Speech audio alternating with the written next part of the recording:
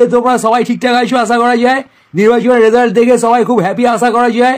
সকলের খুব শান্তি হয়েছে, গায়ে ভয়টাই চলে গেছে, খুব শান্তি হয়েছে। তোমরা এখন ফুর্তি করে জীবন বাঁচার চেষ্টা করছো বলে মনে হচ্ছে। সিএম এর ছোট্ট একটা সিটিজেন তৈরি করে, তার দলবল তৈরি করে। ওনার প্রতিদ্বন্দ্বী তিনি নীল সাদা ল্যাঙ্গট পরে হাত মারছেন, আর একজন গেরুয়া ল্যাঙ্গট পরে নাচছেন।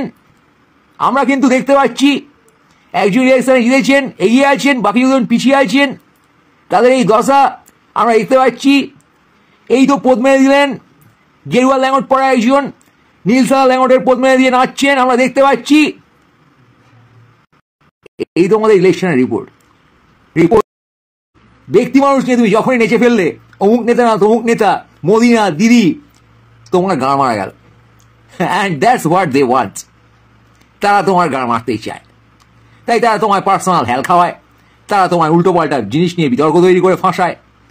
যত রকমের হয় তত রকমভাবে তোমাকে লোভ দেখিয়ে, ভয় দেখিয়ে, ফাঁসিয়ে এক গভীর চক্রান্ত করে তোলে রাষ্ট্র। মিডিয়ার হাতে হাত রেখে রাষ্ট্র, বুড়ো ঢ্যামনা রাষ্ট্র, শেয়ানা শকুন রাষ্ট্র তোমার পদ মেরে যায় নির্বাচনের নামে। তুমি দাঁড়িয়ে দেখো, কেউ জেতে, কেউ হারে, কেউ অন্ধকারে দাঁড়িয়ে হাত মারে হতাশায় জিততে পারেনি বলে, কেউ উচ্ছ্বাস করে আবির মেখে হাত পা ছুলে, কেউ নাশকতা করার হাব ভাবে চলে যায় ফুর্তি করতে গিয়ে।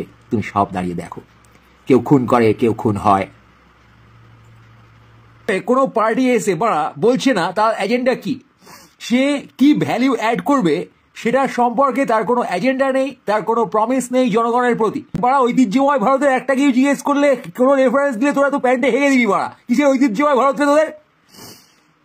একটা জিঘাংসা আর হনুমানগিরি করে নাশকতা ছড়িয়ে, একটা অ্যাগ্রেসিভ ইমোশন ছড়িয়ে দিয়ে ঐতিহ্যময় ভারত হয়ে গেল। ঐতিহ্যময় ভারত বোঝো তুমি?